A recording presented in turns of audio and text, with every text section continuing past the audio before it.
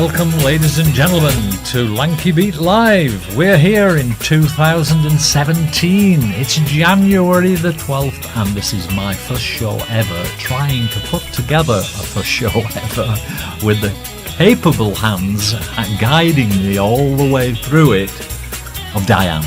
And so I'm sure we're going to get everything right for you, and we hope you've got a smashing time with us.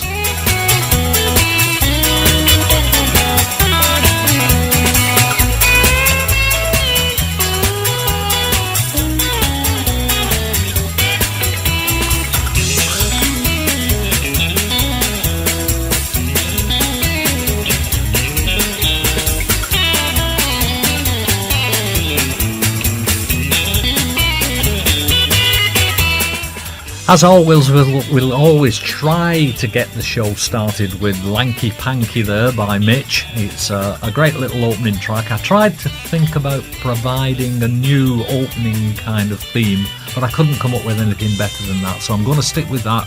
That's going to be with us forever, so no problem at all with that. Okay, what we need to do now is get some rock and roll going.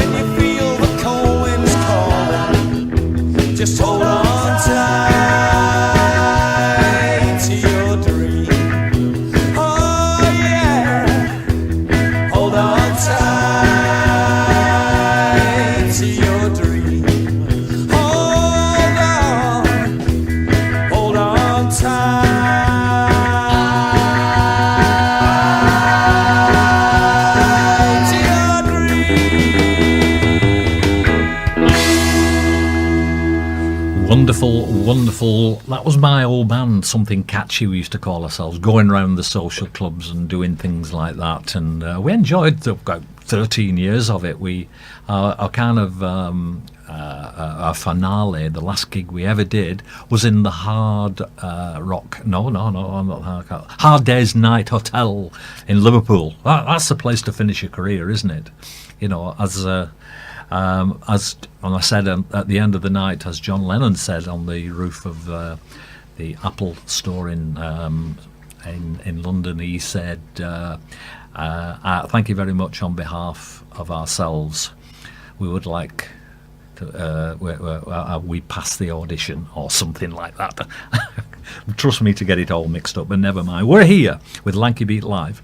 Normally, I would be going for 2 hours of a show, but tonight we're going to stick to around 1 hour, which is traditional for the Lanky Beat show that we used to do. Now we call Lanky Beat Live. We're going on to 2 hours, and I'm going to be playing a lot more of music, and that kind of music is specific to the Red Rose related rock and roll. How about that for Red Rose related rock and roll? We're going to have interviews and gossip and lots of good music from the people who are providing this music for us, and they're all on CDs. Now then, it could be something right back in the 50s, crackly stuff, as my Auntie Gladys used to say. I love all that crackly stuff she used to say. She usually rings in halfway through the programme to let me know how things are going on, but you never know, she might be quite happy just to read the Daily Star and do the crossword or something. But you know, sometimes she gets a little bit intrusive, and so she might just ring in later and let me know how things are going. Anyway, beside the point, this is Andrea Cook, and she has made an astounding CD called Northern Girl, and the title track is this, and that's called Northern Girl.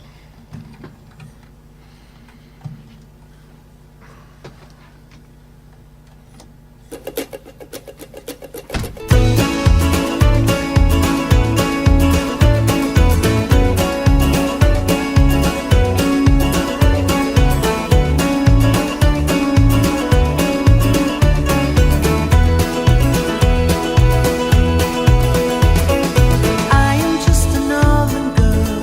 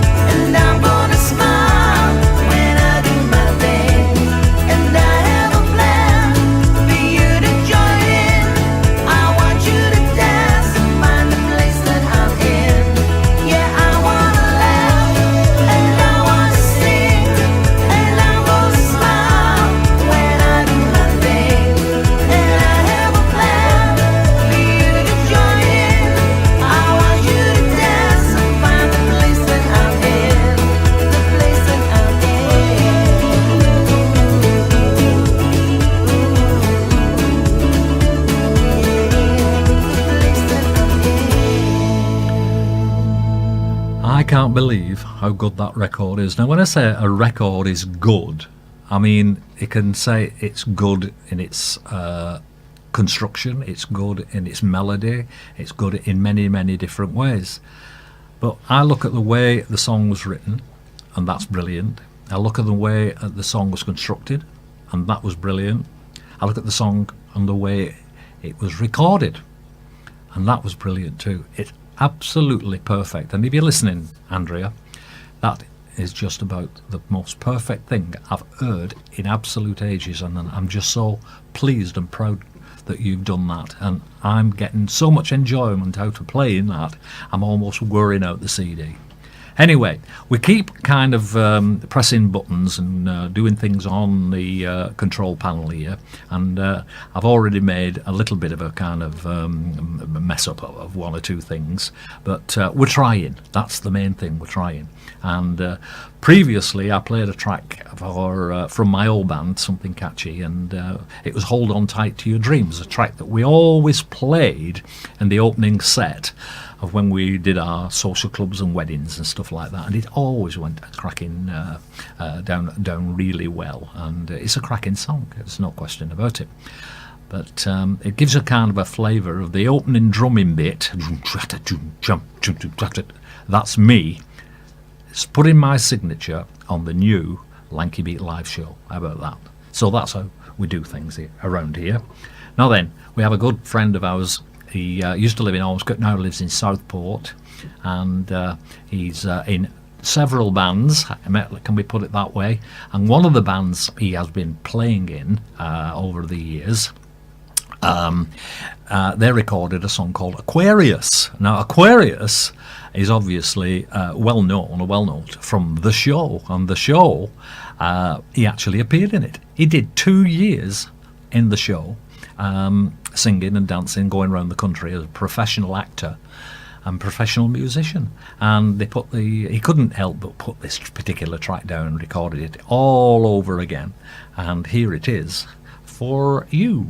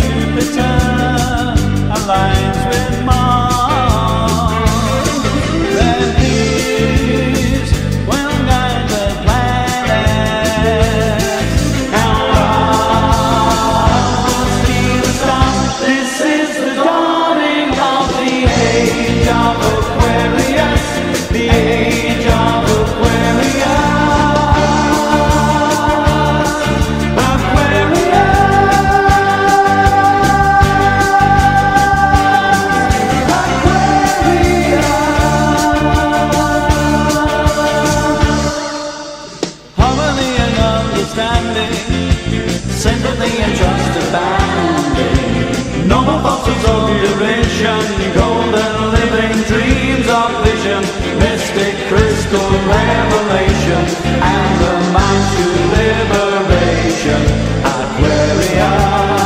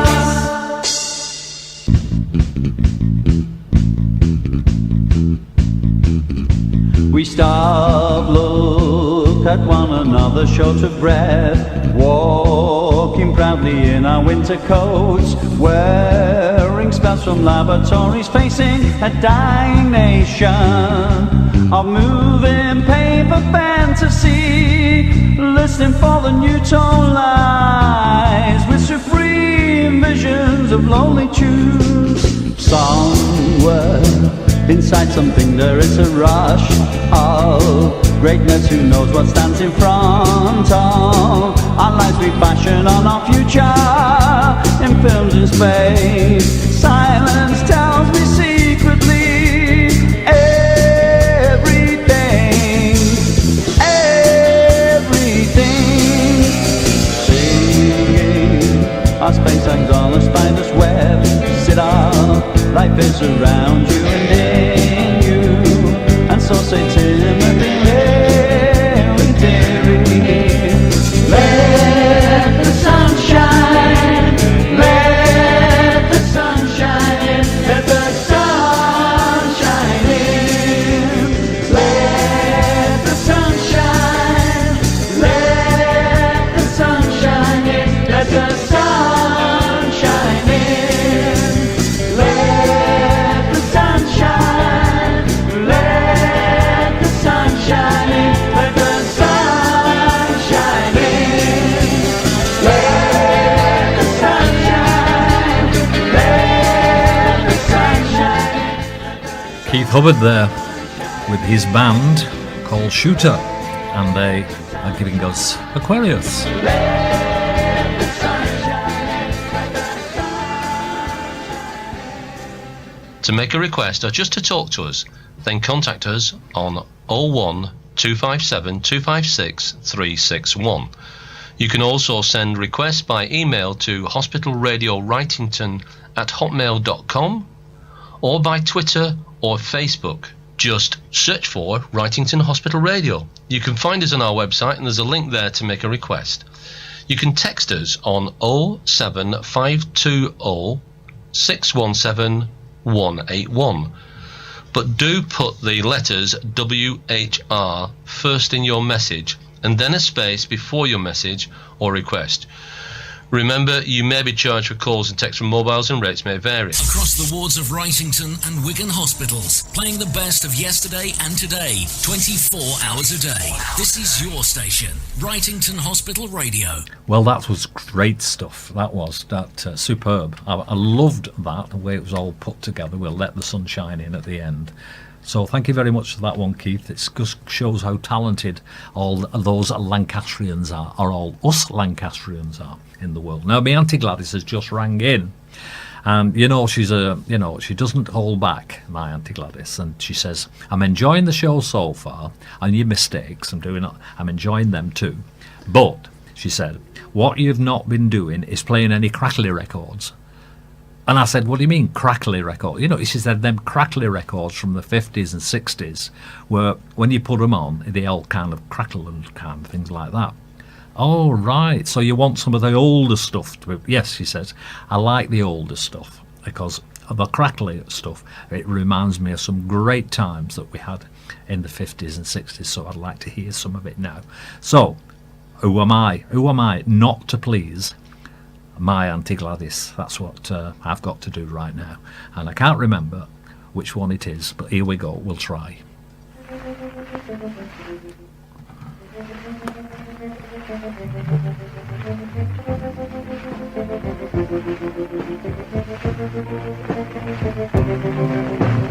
Oh, down there, oh, down there, oh, down there, oh, down there. I had a girl down there, what's her name? Since you've been gone, I'll never be the same, for I love my girl down there. Where can you be? Where can you be? And down there, now that you're gone,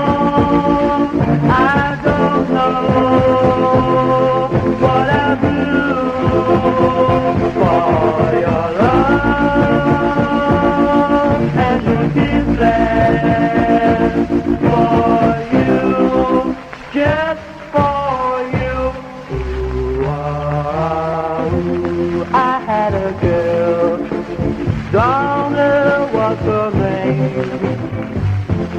Since she's been gone, I'll never be the same. For I love my girl, Donna, where can you be? Where can you be? Oh, Donna, oh, Donna, oh, Donna, oh, Donna, where can you be?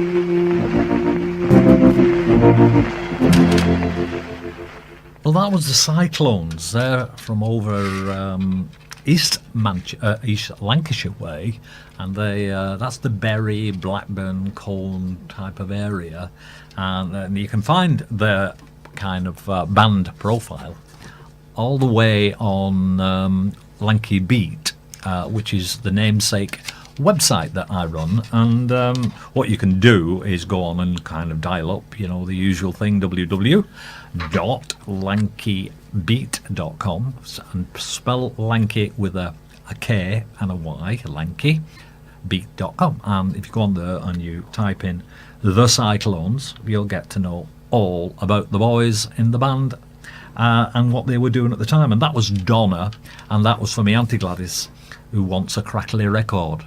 So I'm sure she'll be ringing in again if it wasn't right. But anyway, it's gone quiet at the moment. What I've got for you right now, though, is got my special guest. I'm pleased to welcome in the studio a superstar of the discs, a vinyl vaults championing DJ. What can I say? Northern Soul.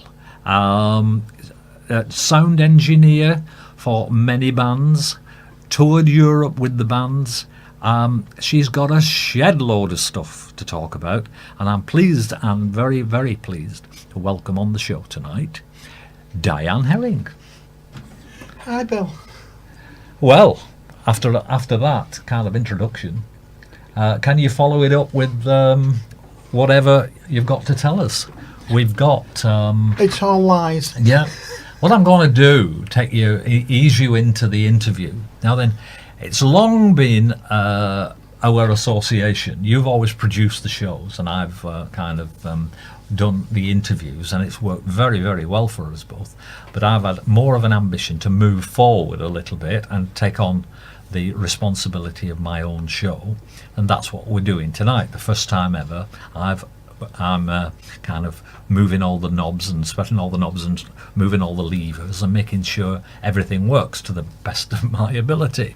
But what Diane brings to the Lanky Beat show has been absolutely fantastic, because it's meant that I can kind of concentrate on interviewing people while she gets on with all the technical bits behind me, and the wonderful job she does. Now I put and reverse the roles, and we now have been brought together in a different situation. And she says to me, I've never been interviewed before. She said, nobody's ever asked me to be interviewed. And I said, well, blimey, it's about time you were interviewed, because you've so much stuff, you're so interesting, and you're absolutely, what you've been telling me in the drive down here tonight, in the snow and the slush that we've got around us, she's been talking to people overseas about producing programs and all sorts. I kind of I'm kind of fluffing my lines and kind of not being very coherent here, because I want her to start telling us all about it. But before we get into the here and now of Diane's life, I want to take her back to her school days and to see, where did it all start and begin for you, all this getting into music? Well, it goes back a long time. I can remember my earliest memories living in our old house in Foy Street, which was like, we moved out of there in November '65, Yeah. And I remember being there with my granddad, and we had the record Little Children Billy J. Came the recorders, and my granddad were playing it on the dance set, and I can remember it happening in the old terraced house. Yeah. So that's my earliest memory, 1964, it would have been something like that. 64, right. I was only 2 at the time. Yeah, yeah. Well, I'd 64. Yeah, yeah. I'm just trying to think how old I'd be, but I'm not going to tell you. No, I'm not going to tell you. So, what was on that danzette? What was being played on that danzette? Little Children, Billy J. Came the Recorders. That's the only record Little I can remember. Oh, and Spanish Play, Talbot. I remember that. Oh, goodness me. Yeah, yeah. I mean, 64 was kind of my era where I came in big style to the rock and roll, and of course I'd joined my first band by then. Well, yeah. Yeah. So you were kind of cutting your teeth on the kind of same material as me. Well, yeah, I was just... It's funny because we've always had music in the house from being very, very young. We've had music at my granddad's and at mum and dad's, and it's something I've just been brought up with, and it's part of me. Yeah, yeah. I mean, and so as you're kind of growing up, and you're leaving school, and you want to, you're getting a job and things. So what direction did you find yourself moving then? Well, 76-ish was when I started DJing. Yeah. In various places. Wherever somebody would let me loose with a few records and a turntable, I'd go and have a go. Right. So what attracted you to the turntable as it was then? Just the vinyl and the record and playing good music and getting people dancing and seeing people enjoying themselves. I know, yeah. And that's exactly the same why I joined a band, to see what the audiences were and how I could influence them and make them happy, really. Yeah, just try and have a good night, and yeah, it all stemmed from there. And what about the venue? Where was your venue to do this? The very first venue I done was, don't laugh, it was an old folks do, and it was at, I think it was Welly ex-servicemen, something like that. Right. So that's where you kind of cut your first professional teeth, as it were. Yeah. Yeah. And got all the Wellyites. I think I was about 13 at the time. It would have been May 76, and I turned 14 in July. 14. So yeah, I hadn't quite left school. So had you kind of got it in your head you wanted to do this more or less full time yet, or as a job? Or well, this was what I was going to always do. As far as the time, I'm going to play records. Yeah. And I loved it. Yeah. And did you find yourself in a job and playing records? Yes, I did. Yeah. Well, what did you do? Well, I worked over at a place called Dandy Caravans over there, and I worked there for a while, and I was tired in the daytime after a while, and I've been at the time we do it 6 nights a week, sometimes 7. And the boss came up to me one day and said, "This can't go on. You can't be tired in the daytime. You're going to have to sort this." I said, "Okay then, I'll have me notice." And he looked at me shocked. He wanted me to pack in the DJing and carry on working. Well, that would have been the obvious thing, because of driven financially, your needs must, as it were. But so you decided to wing it, did you? Yes, I thought I'll just go and do the DJing bit. Right. So I did that from that was 78. 78.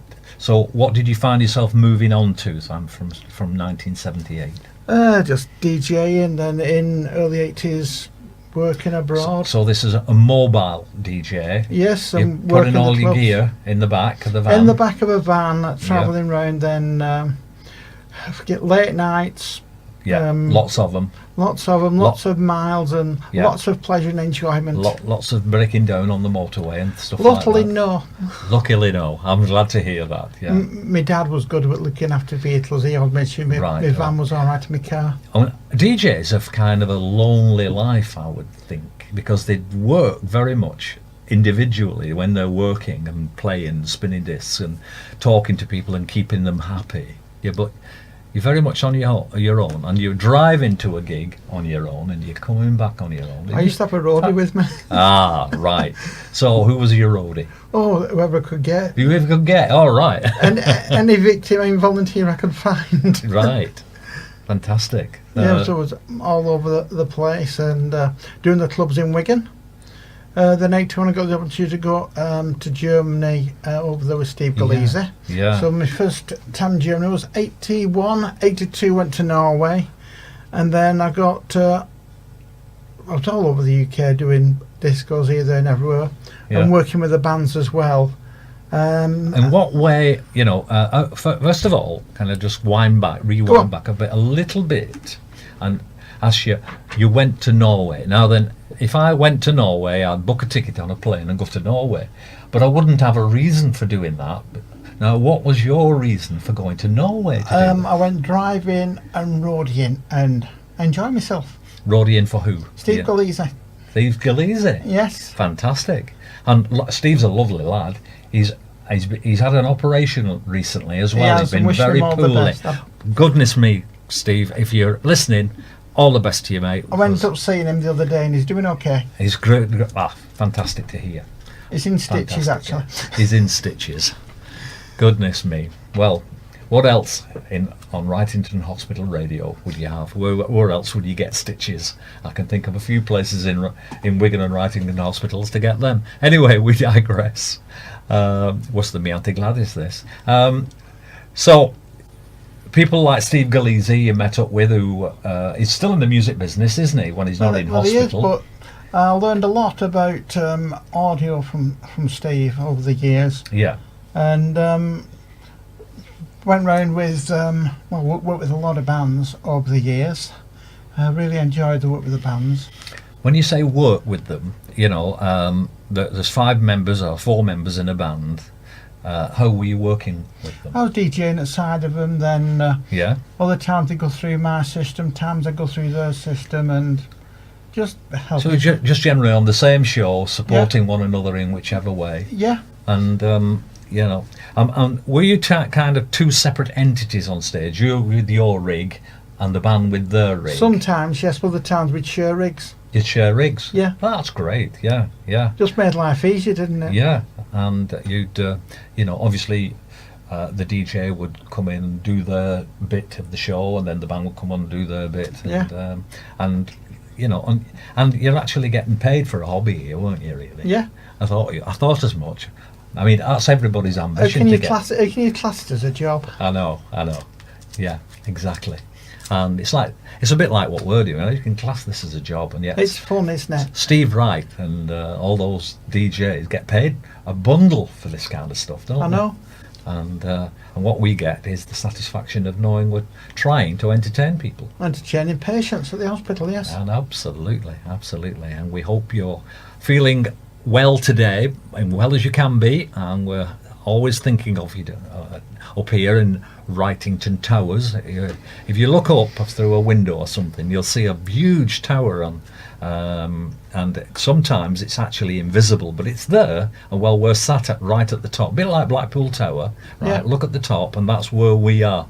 But sometimes, because it's above the clouds where we are, you can't see us. So yeah, a bit like my penthouse studio at home. Is that right?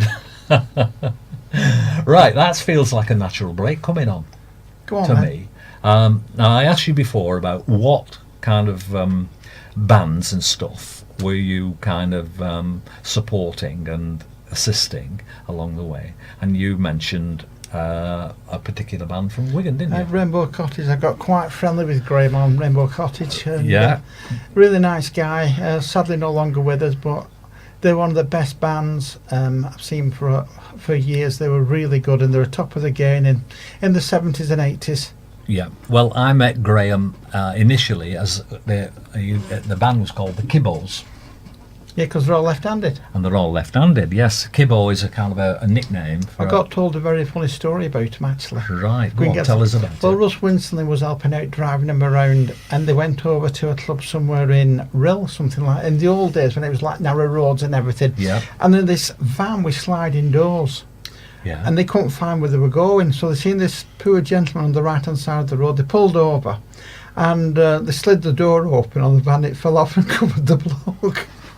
The guys underneath the door and everything, so they all piled it, try and get the door off. They had a good van then. If the door fell off, at least they had a door to fall off. Well, yeah. I mean, some of the battered vans that you used to go around in. They always have Commer vans, didn't they? Yeah, We did. Up yeah. to Transit's coming along. Yeah, up to that. Yeah, we had a Commer van. We had a Bedford van as well. I've had one of them myself. But they were all rattle traps, weren't they? I remember going to one gig. I was picked up, and this was in the early 70s. And the guy picked us up, and we were going to a gig in Blackpool, and it was foggy. It just so happens it was so foggy it wasn't true. And he said when we got in, and I got in with my girlfriend, and we sat at the side of him, just him, girlfriend, and me, across the kind of bench seat. The good old bench seats. What about them? They've phased them out, haven't they? And so he said, just watch. He said, where you put your feet, because there's no floor in the van. There was just a bar where you rested your feet on. There was no floor in it. Wow. And I couldn't believe it. And the road was kind of Health and safety. trundling past. He said, because there's no floor in the van. I said, oh, blimey, what? And we crawled our way to Blackpool, and it was hairy, to say the least. Anyway, that's another little bit of my story. We did start talking about Rainbow Cottage, and we've actually got some live music lined up from Rainbow Cottage, and it's a particularly good track. I like playing this. I like listening to it more. I like playing it. And here they are, Rainbow Cottage. And that's me not quite getting things right, and so.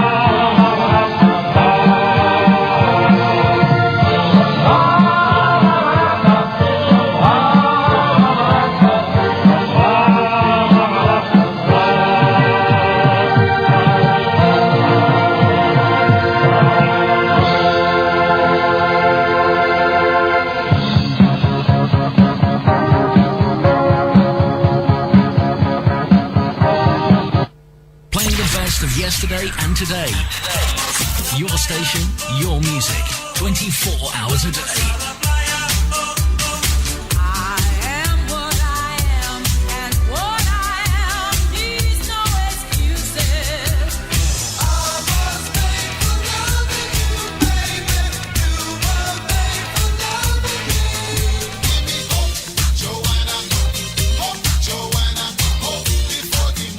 The best of yesterday and today. This is your station, Wrightington Hospital Radio. Hospital Radio, the best sound around. We certainly are the best sound around. We are Lanky Beat Live, and I have to keep reminding you, if you just joined us, I've got Diane Herring here as my guest, and we're talking about her kind of life story in music so far. And, we hope you're enjoying what you're listening to at the moment from Wrightington Towers, and I keep bumping my chair into the desk here and making all sorts of weird noises for you to contemplate.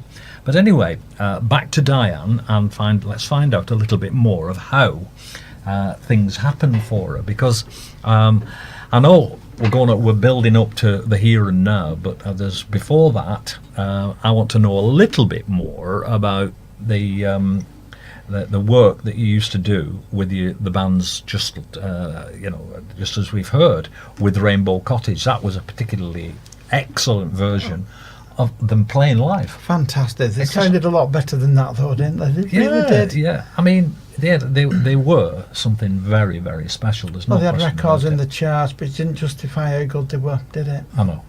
They were promoted every which way, but they just couldn't crack it. They were on Clopper Castle or whatever that was. Yes, there was I remember the TV programme. The TV programme. Yeah, I remember going back to, we all went back to Graham's one night. We'd been to a disco, big gang of us, and we jumped in the van, went back to Graham's. We all had Chinese Graham's, and he put a video on, and we ended up talking about music and everything, as we normally did. Yeah. And because I was driving, I was the only sober person there, and it was a funny night. Yeah, it sounds great.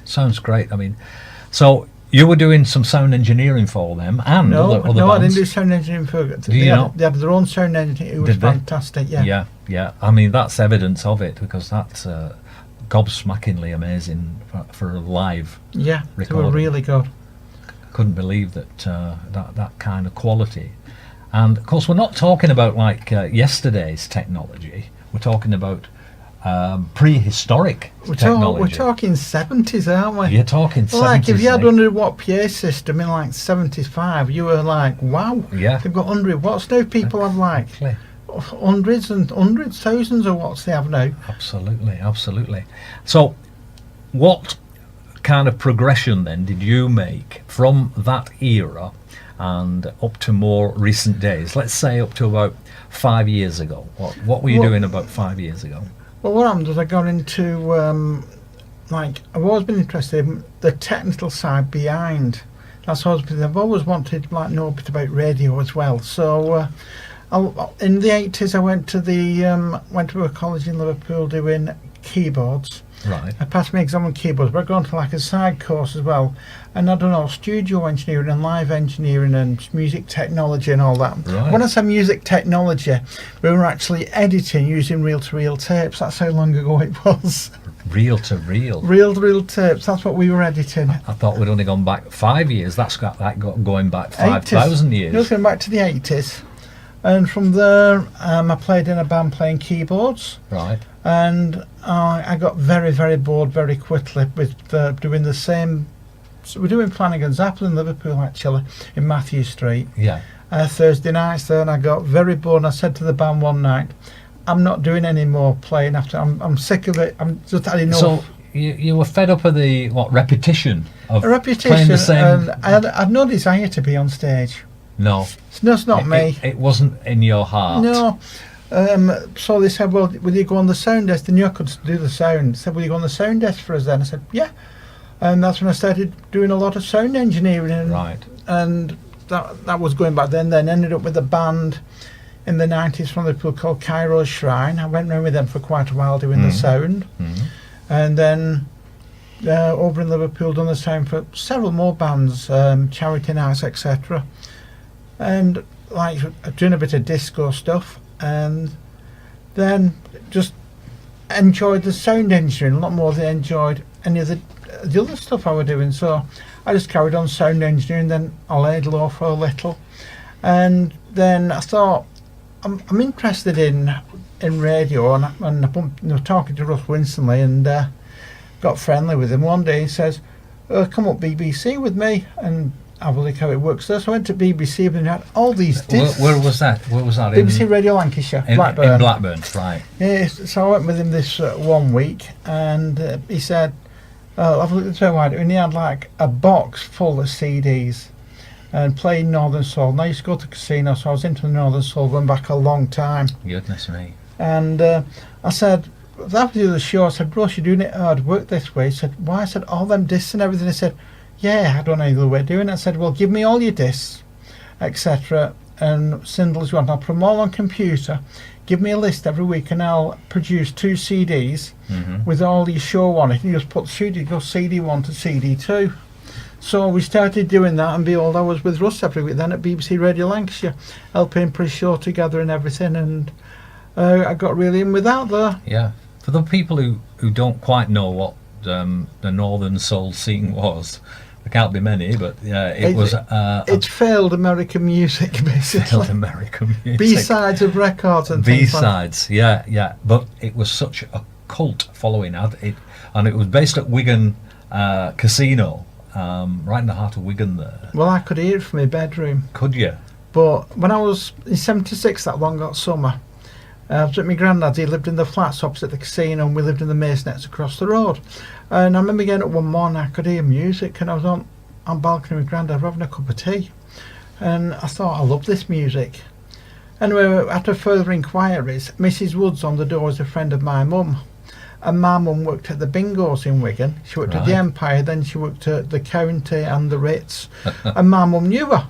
So she knew me, Mrs. Woods, and she said she won't let me go until I turned 16. So 1978 I got in there. Right, fantastic. Loved it. It's like walking into an oven. Yeah, I mean the Northern Soul scene was just phenomenal, and it was more or less put together, wasn't it, by Russ Winstanley? Yes, Russ Winstanley. He's still doing it to this day. We're still very good friends. Still see him a lot. I know, and this is where I'm trying to bring you now, because we're not getting time's getting on a bit, but we're trying to get you onto the Northern Soul scene and what kind of things you do and who you've met, and you know the wonderful people that still do it, as in fact. Oh well, Tommy Hunt, a very good friend of mine. I'm his sound engineer.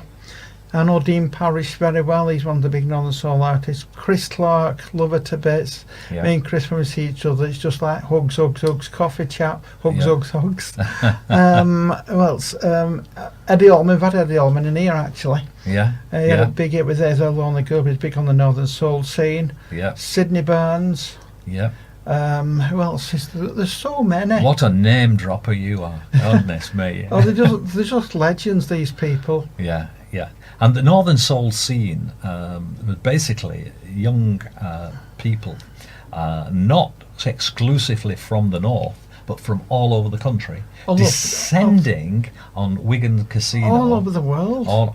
Yes, it was all over the world. They were coming from all over the world. It was known as the number one Northern Soul scene in the world.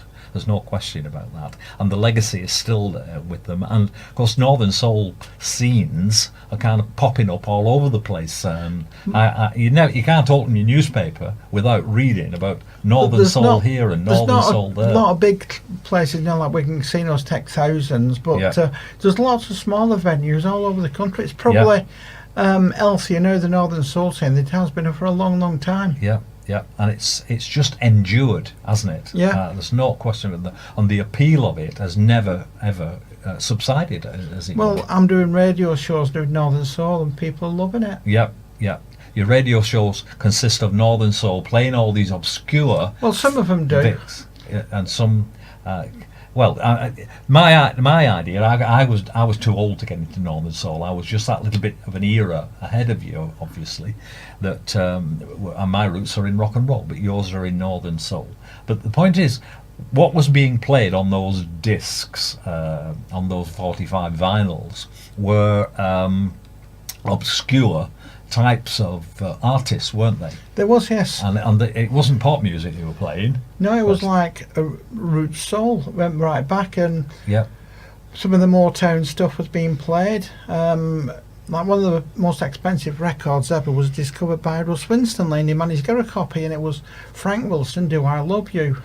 And he's got rid of it in, I think it was 1980 for £1,000 worth of swaps. And the same record sold a couple of years ago for £26,750 for a single. My chin hit the desk here One single, yes. from one single.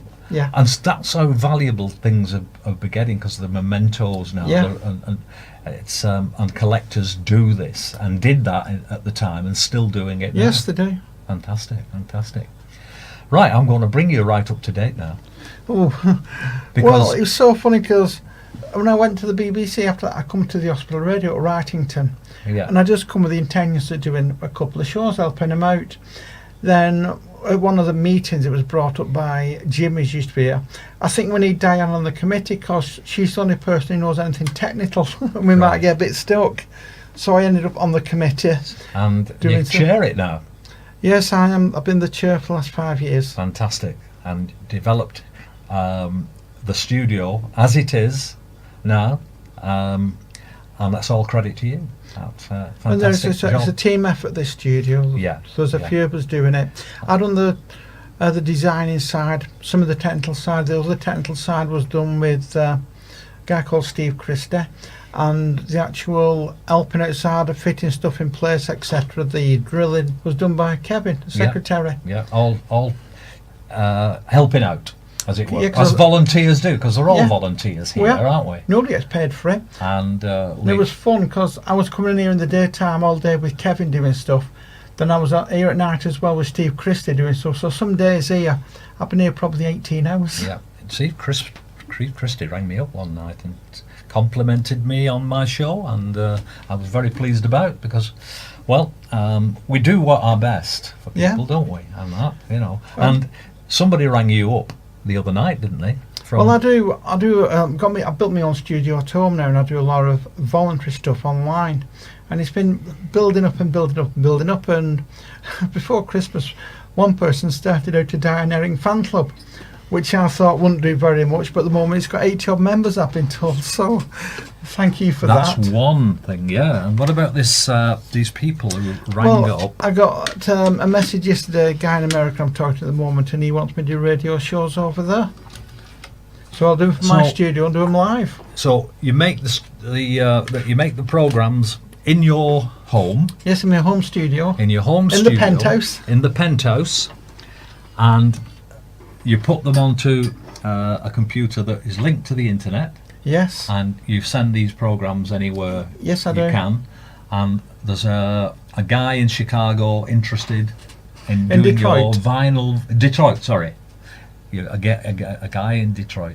He's interested in doing vinyl vaults, I'm told. Now Yes. tell us what vinyl vaults is all about. Oh, well, Vinyl Vaults is... I've come an idea about 6 months ago. I thought, I'd love to just play some vinyl on a radio show and do a bit of talking about it and see how it goes. So I've done like a pilot show, which turned into 5, and everybody said, it's brilliant, we love it. So I thought, I'll do some more. So at the moment, I've done them 5 plus another 32, and I send them out every week to several stations. Yeah. And what you're on Mixcloud as well, I believe. Yes, get me on Mixcloud. It's mixcloud.com Diane01. I've got about 100 plus shows on there. Goodness me. So you are prolific in your activities to do with your passion for playing. It's wonderful. I just love playing vinyl. Yeah. Something about vinyl. I've got a massive record collection, and just like playing them and talking about them, Yeah. and people seem to like it. And it's not any particular kind of music, is it? I mean, you've got your Northern Soul, which is a Northern Soul show, yes, so it'll be what it is. But your other shows, what kind of material? Anything one of the radio stations is all 80s, so it's from like 75 to 95. The other ones shows I do are called Vinyl Vaults Live, where I just play, if it's on vinyl, and it's good. I'll play it. Yeah. The only thing is, it has to be on vinyl. It's got to contain no swearing. If it's got swearing on, I will not play it. I don't blame you. But that's the only criteria. It has to be on vinyl and no swearing. Yeah. And if it implies to that, it gets played. Yeah. So that's fantastic. I can't think of anything else to ask you. I think you've virtually covered everything now. We're coming to quite close now to the end of the show, and I hope you've enjoyed our company. We've enjoyed your company out there. We think your company is very, very important, and we hope you've enjoyed what you've listened to tonight. It's been my very first Lanky Beat Live show. We're kind of changing things around a little.